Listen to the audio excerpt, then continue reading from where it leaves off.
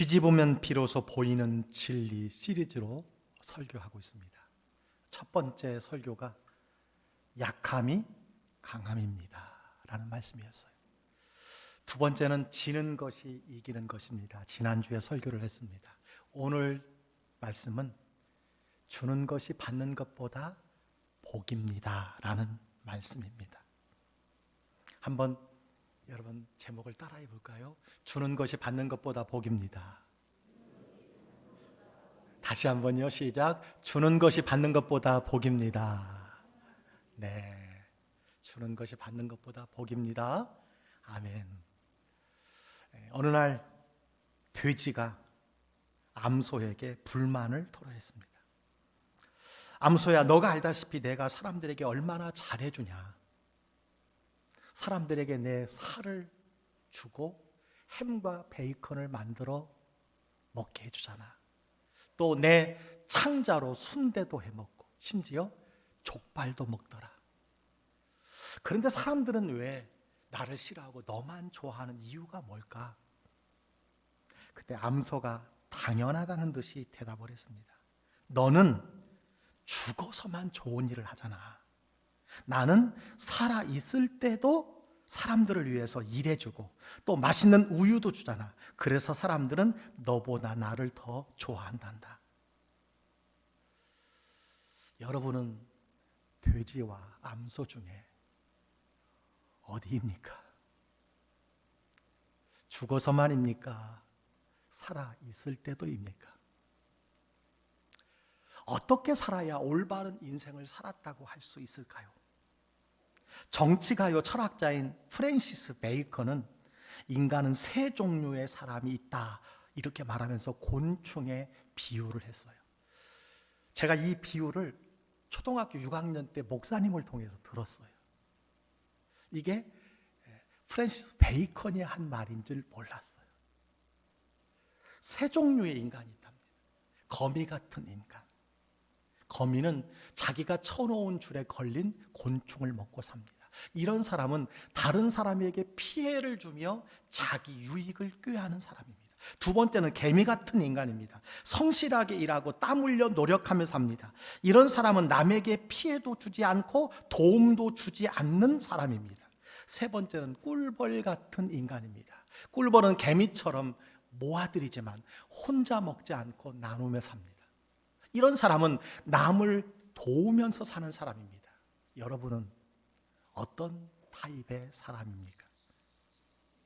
곤충의 비유를 사람에게 적용한다면 사람이 불행한 이유가 어디에 있을까요? 대체적으로 능력과 지위와 소유와 명예가 부족한 것이 아니라 비우지 못함이라 이렇게 말할 수 있습니다. 왜 불행하냐고요? 비우지 못함이라고 말할 수 있습니다. 행복은 소유의 넉넉함보다 범사에 감사하느냐, 다른 사람의 필요를 채워주며 사느냐 여기에 달려있다라는 것입니다. 한 심리학자는요, 인간의 성장에는 세 단계가 있다 이렇게 이야기했습니다. 받는 단계에 있는 사람이 있고요, 받은 것을 소유하는 단계의 사람이 있고 받은 것을 나누며 사는 단계의 사람이 있다라고 했습니다. 사람들은 소유와 지위와 외적인 자랑거리를 복이라고 생각을 합니다. 그러나 진정한 복, 성경은요, 나눔과 섬김이 복이라고 가르쳐주고 있다라고 하는 것입니다. 예수님은 이 땅에 계실 때에 나눔과 섬김의 본을 보여주셨습니다. 자신을 따르던 제자들이 누가 큰가를 다툴 때 예수님께서 이런 말씀을 하셨습니다. 인자가 온 것은 섬김을 받으려 함이 아니라 도리어 섬기려 하고 자기 목숨을 많은 사람의 대속물로 주려 함이라. 섬기려 하고 주려 함이라고 말씀해 주셨습니다. 그래서 예수님은 이 땅에 계실 때에 회당에서 가르치시고 천국 복음을 전파하시며 모든 병과 약한 것을 고치시고 제자들의 발을 씻기시며 마지막 인류 구원을 위해서 자신의 생명을 십자가에 내주신 주님이십니다. 산상수훈에 이렇게 말씀해 주셨습니다. 무엇이든지 남에게 대접을 받고자 하는 대로 너희도 남을 대접하라. 무슨 말씀입니까? 대접받는 인생이 되려면 먼저 대접하라는 거예요. 섬김을 받으려고 한다면 먼저 섬기라고 말씀해 주셨습니다. 오늘 본문은 사도 바울이 에베소에서 3년 동안 말씀을 가르치고 이제 그곳을 떠나면서 장로들과 성도들에게 주신 권면입니다. 오늘 35절에 보니까 이렇게 말씀하고 있어요. 주 예수께서 친히 말씀하신 바 주는 것이 받는 것보다 복이다 하심을 기억하여야 할지니라. 송별하면서 마지막 말씀이 무엇이냐? 예수님이 말씀 주는 것이 받는 것보다 복이라는 것을 너희들이 꼭 기억하며 살아라, 이렇게 당부하고 있습니다. 그런데 사람들은요, 누구나 받는 것이 주는 것보다 복이라고 생각합니다. 받는 것을 좋아하지 주는 것을 좋아하는 사람이 많지 않다는 것입니다. 자, 그렇다면 일반적으로 보편적으로 단순히 생각해서 왜 주는 것이 받는 것보다 복일까요? 먼저 여러분이 가진 것을 베풀고 나누지 않으면 인생에 문제가 생기기 때문입니다. 입력과 출력이 균형을 이루어야 돼요.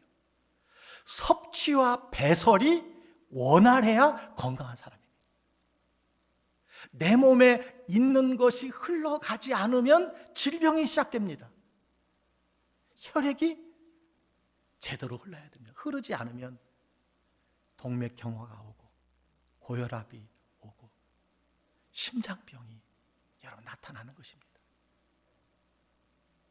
생명의 복음도 흘려보내야 되는 줄 믿습니다. 교회에 맡겨주신 재정도 영혼 구원을 위해서 규모 있게 흘려보내야 합니다. 고인물이 썩듯이 받았으나 보내지 않으면 열정이 식고 매너리즘에 빠지고 그 돈이 잘못된 곳에 사용되는 경우가 많이 있다는 것입니다. 여러분, 개인도 그렇습니다. 누군가에게 복음을 들었다면 그 복음을 전하며 살아야 합니다. 복음을 전할 때 그 구원의 감격이 다시 회복되는 것입니다. 교회가 살아있는 교회가 되려면 어떻게 해야 합니까? 때를 얻든지 못 얻든지 전도하고 선교하는 교회가 되어야 합니다. 너무 안타까운 것은 지난 한 달 동안 한 사람도 우리 교회에 등록한 사람이 없다는 거예요. 이건 기적입니다. 어떻게 2천여 명의 성도들 중에 한 달 동안 한 사람도 전도하지 못한다는 말입니까? 너무너무 마음이 아파요. 코로나 이전은 우리가 1년에 280명씩 여러분 전도되었습니다. 여러분, 살아있는 교회는 선교하고 전도하는 교회라는 사실을 기억하시기 바랍니다. 살아있는 성도는 영혼 구원에 힘쓰는 성도가 되어야 한다는 것이에요. 오스왈드 스미스 목사님이 이런 말을 했습니다. 교회가 복음을 전하지 않으면 화석화가 된다. 우리가 자꾸 화석화가 되어가고 있는 거예요.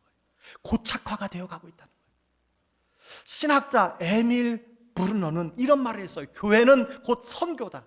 불이 붙는 것으로 존속하는 것처럼 교회는 선교로만 존속할 수 있다라고 했습니다. 여러분, 어떤 교회가 큰 교회일까요? 어떤 교회가 위대한 교회일까요? 어떤 교회가 하나님께서 좋아하시는 교회일까요? 어떤 교회가 복 있는 교회일까요? 전도하는 교회, 선교하는 교회인 줄 믿습니다. 나누고 베풀고 섬기고 흘려보내는 교회예요. 교회는 예배 공동체입니다. 친교 공동체입니다. 치유 공동체입니다. 그렇지만 무엇보다도 복음을 흘려보내는 선교 공동체, 전도 공동체가 진실로 교회인 줄 믿으시기를 주의로 축원합니다. 자, 그렇다면 주는 것이 받는 것보다 복이 되는 성경적인 이유가 무엇일까요? 왜 하나님께서는 주는 것이 받는 것보다 복되다고 말씀하신 것일까요? 첫 번째는요, 주는 자의 기쁨 때문입니다. 주는 자의 기쁨 때문이에요. 올 여름에 일간지에 이런 기사가 있었습니다. 전주에서 식당을 운영하는 분이 손님들에게 유료 주차비 대신 현금 1,000원과 로또를 한 장씩 나눠줬어요. 한 손님이 식당을 방문해서 종업원 휴식비로 쓰라고 주고 간 봉투에 현금 100만 원과 편지가 들어있었어요. 그 편지를 읽어보니까 이 식당에서 준 로또가 2등에 당첨되어서 3,700만 원을 받게 되었는데 나누고 싶다는 거예요. 나누고 싶다는 거예요. 주인은 손님에게 받은 100만 원 중 50만 원을 자선단체에 기부하고 절반은 직원들에게 나눠주기로 결정했다는 기사였습니다. 하루 종일 이 기사를 보니까요, 참 세상이 아름답구나, 아름다운 사람이 많구나, 훈훈한 마음이 들기 시작하더라고요. 우리가 잘 아는 미국의 거부, 믿음의 사람, 여러분 록펠러, 억만장자를 여러분 기억하실 것입니다. 그의 재산은요, 현재 가치로 따지면 빌 게이츠의 3배가 된다고 합니다. 그런데 그는 행복하지 않았습니다. 그는 독과점 방지법에 걸려서 악덕 부자로 비난받는 인생을 살아왔습니다. 설상가상으로 53살에 기관지 천식과 유궤항으로 시한부 선고를 받게 됩니다. 그가 검진을 받기 위해서 휠체어를 타고 병원 복도를 지나가다가 성경 구절을 보게 됐어요.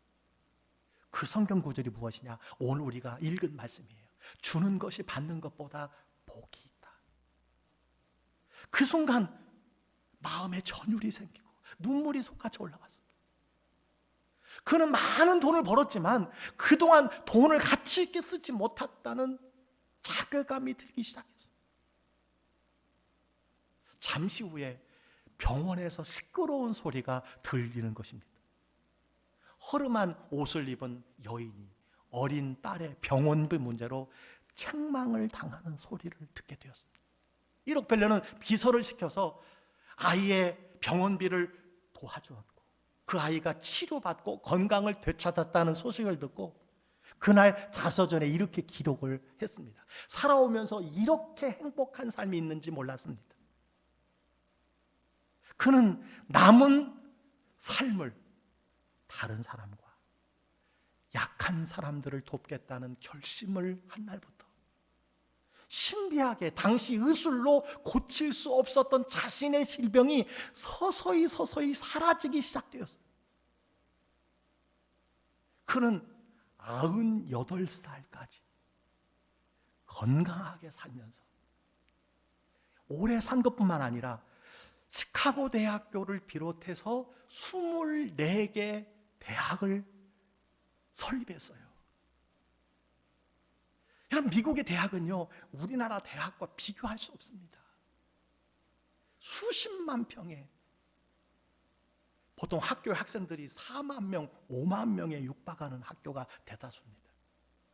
거기서 그치지 않고 무려 4,928개 교회를 세웠어요. 내 평생 한 개 교회도 세우기 쉽지가 않아요. 오지의 교회 하나 세우기도 쉽지가 않습니다. 4,928개 교회를 세우게 되었습니다. 그는 나중에 이렇게 회고했습니다. 인생 전반기 55년은 날 쫓기며 살았지만 나누며 살았던 후반기 43년은 참으로 행복한 삶이었노라.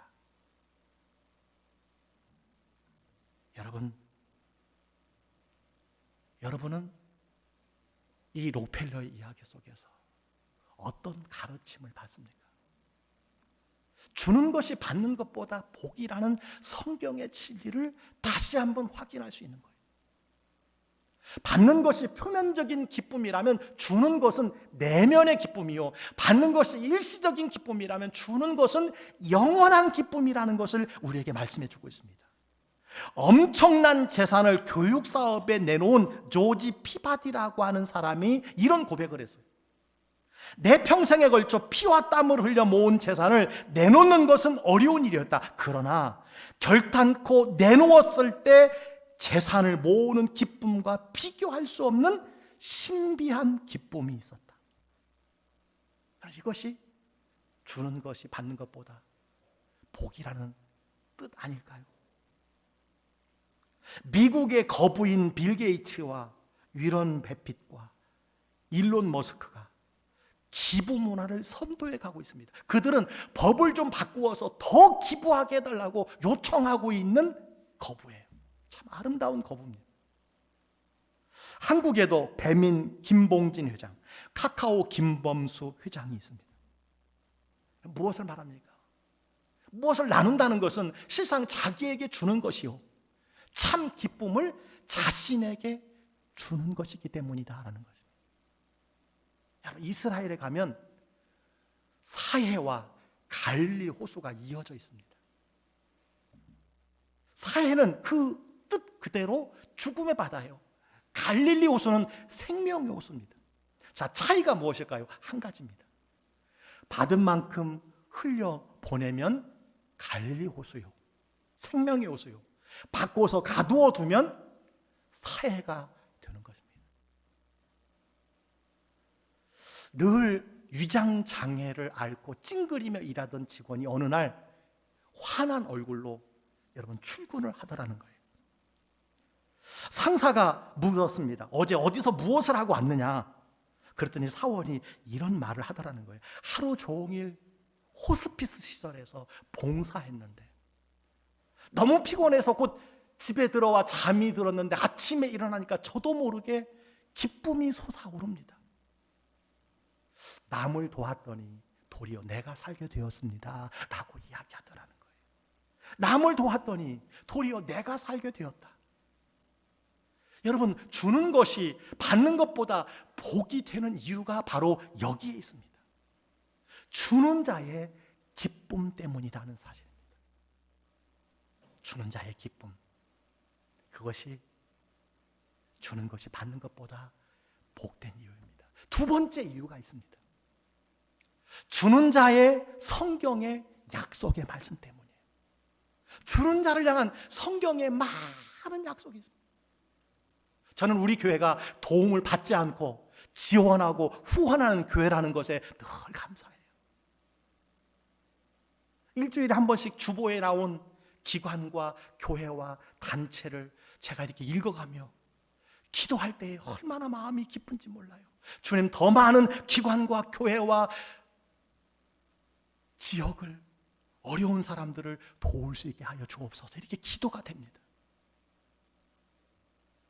우리 교회는 계속해서 선교와 구제와 여러분 돕는 일에 더 많이 힘써갈 예정에 있습니다.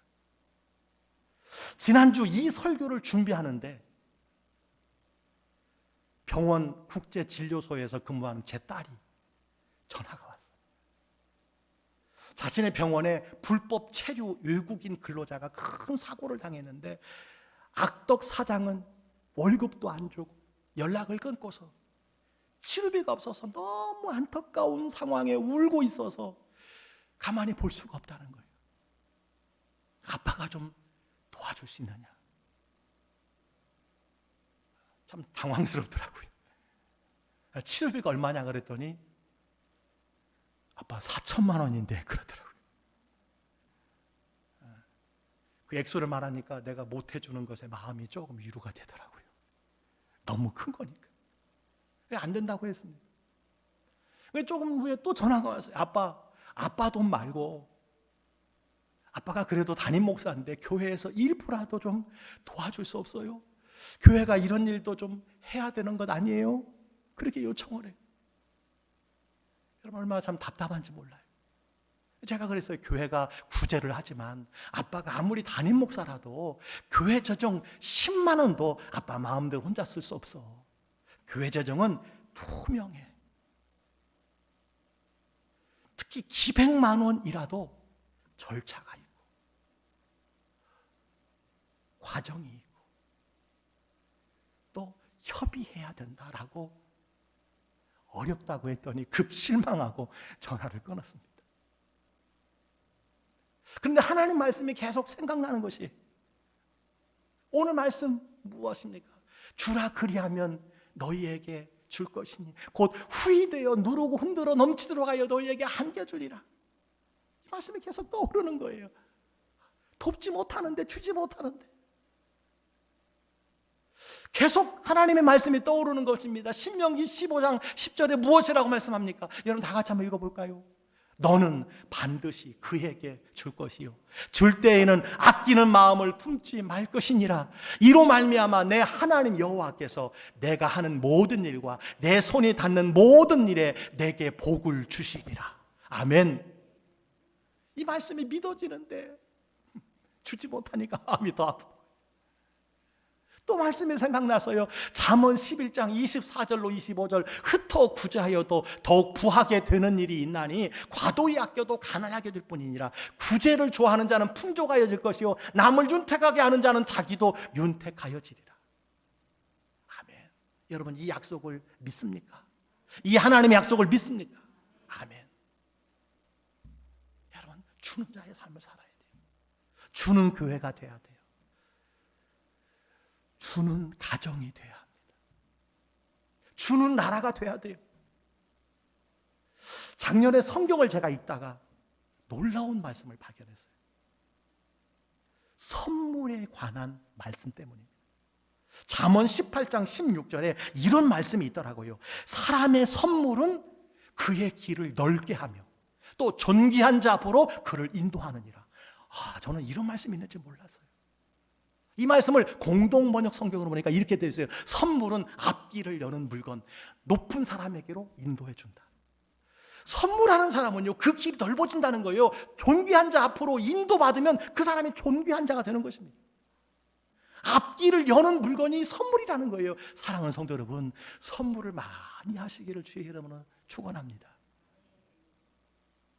선물을 주는 사람이 가는 길이 넓어지고 존귀한 자가 된다는 말씀입니다. 늘 부끄럽고 감사하지만 저는 선물을 주는 경우보다 받는 경우가 많지 않습니까?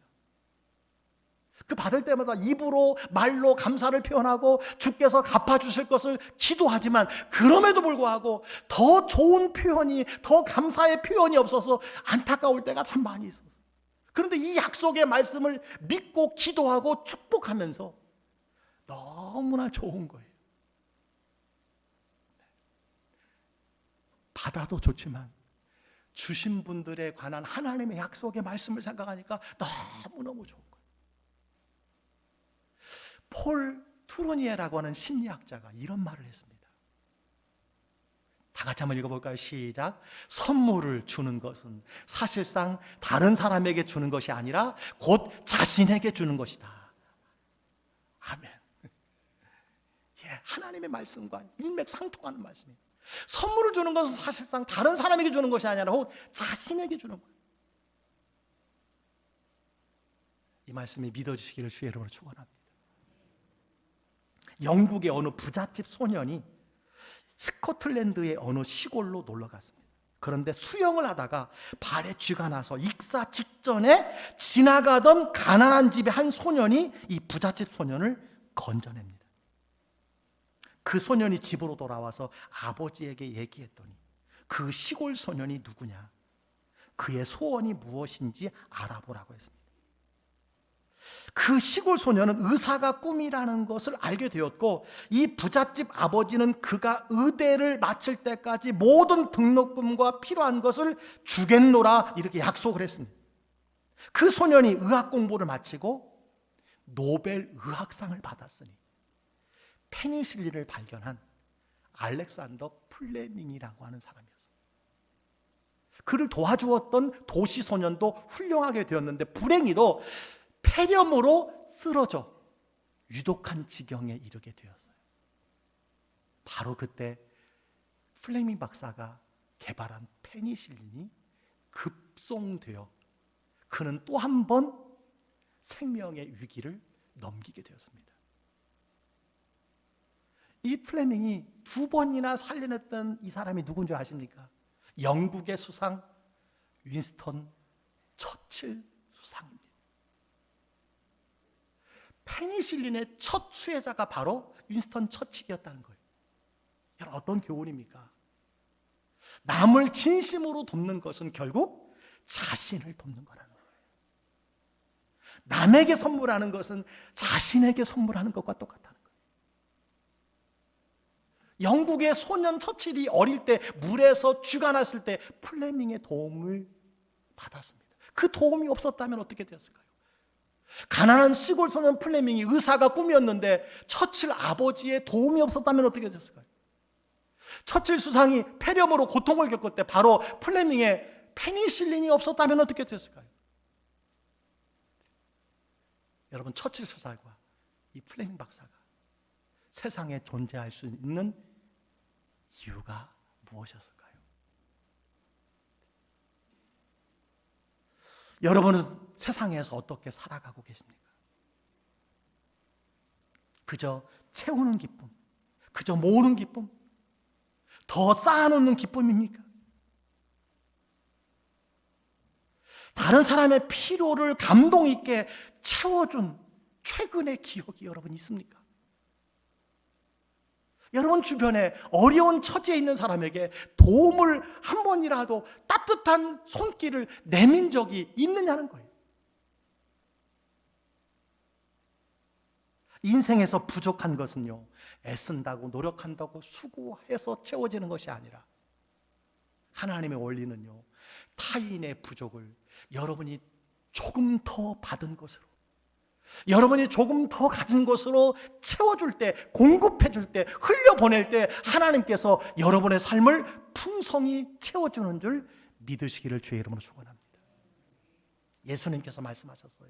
누가복음 12장 15절에 삶과 모든 탐심을 물리치라. 사람의 생명이 그 소유에 넉넉한 데 있지 아니하니라. 사람의 생명이 소유에 있지 않다는 거예요. 행복이 소유에 있지 않다는 것을 성경은 우리에게 말씀해 주고 있습니다.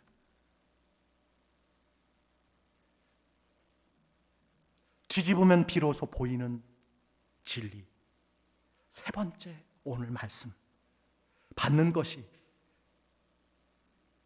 아니죠. 주는 것이 받는 것보다 복이 있다. 여러분, 이 말씀에 결론이 있습니다. 여러분이 받는 인생에 머물지 않고 주는 자가 되어야 하는 가장 중요한 근거가 무엇일까요? 아까 말씀드렸으면 주는 자의 기쁨이고 주는 자를 향한 하나님의 성경의 약수 때문이라고 말씀드렸습니다. 결론적으로 말씀드리면요, 여러분이 받은 은혜 때문이라고 말할 수 있습니다. 왜 주는 자의 삶을 살아야 됩니까? 내가 받은 은혜가 너무 크다는 거예요. 우리가 올 봄에 손경민의 은혜라는 찬양을 많이 불렀어요. 지금도 벨소리로 여러분이 자주 부르는 찬양, 듣기만 해도 얼마나 은혜가 되는지 몰라요. 그 가사가 무엇입니까? 내가 누려왔던 모든 것들이, 내가 지나왔던 모든 시간이, 내가 걸어왔던 모든 순간이 당연한 것 아니라 은혜였어. 아멘입니까? 내가 하나님의 자녀로 살며 오늘 찬양하고 예배하는 삶, 복음을 전할 수 있는 축복이 당연한 것이 아니라 은혜였어. 아멘. 그 후렴이 무엇입니까? 모든 것이 은혜, 은혜, 은혜, 한없는 은혜, 내 삶에 당연한 것 하나도 없었던 것을 모든 것이 은혜, 은혜였소. 그래요. 듣기만 해도 불러보면 얼마나 내 삶이 은혜였는가 여러분 깨닫게 돼요. 여러분 지금까지 살아온 모든 날 하나님의 은혜인 줄 믿습니다. 가을날 풍성한 의식주를 생각해 보면 그저 감사할 뿐이에요. 하나님의 은혜뿐입니다. 햇빛과 비를 주시고 추수할 곡식이 많은 것 하나님의 은혜요 감사입니다. 주야로 보호해 주시고 믿음의 바른 길 가게 하신 것 하나님의 은혜예요. 감사해요. 더군다나 하나님이 독생자 예수님을 십자가로 구속하여 죽어도 다시 사는 부활의 소망을 우리에게 주셨으니 이보다 더 큰 은혜, 더 큰 선물이 여러분 어디에 있습니까? 이 엄청난 하나님의 은혜와 그 누군가의 희생과 섬김으로 오늘 우리가 지금 살아가고 있는 것 아닙니까? 여러분 그 은혜를 안다면 어떻게 자신만을 채우는, 자신만의 탐욕을 위해서 살아가는 인생이 될 수 있겠느냐는 거예요. 예수님은 말씀해 주셨습니다. 너희가 거저 받았으니 거저 주라. 은혜로 받았으니, 은혜로 얻었으니 거저 주라고, 주는 자의 삶을 살라고 여러분 말씀해 주셨습니다. 오늘 우리도 거저 받은 인생이에요. 아무 공로 없으나 은혜로 말미암아 구원받은 인생 아닙니까? 대한민국에 태어나 자유와 민주와 평화의 시대를 사는 것, 이거 얼마나 큰 복인지 몰라요. 여러분의 심장 잠시라도 자신이 뛰게 할 수 있습니까? 하나님이 뛰게 하십니다.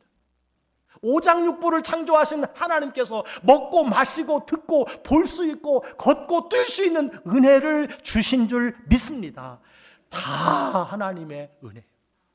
당연한 것 하나도 없어요. 여러분, 오늘 뒤집으면 비로소 보이는 진리, 역설의 은혜가 무엇입니까? 주는 것이 받는 것보다 복이다. 다시 한번 따라해 볼까요? 주는 것이 받는 것보다 복이다. 아멘. 아멘. 이 축복, 이 은혜가 여러분의 삶, 여러분의 가정에 넘치시기를 주의 이름으로 축복합니다.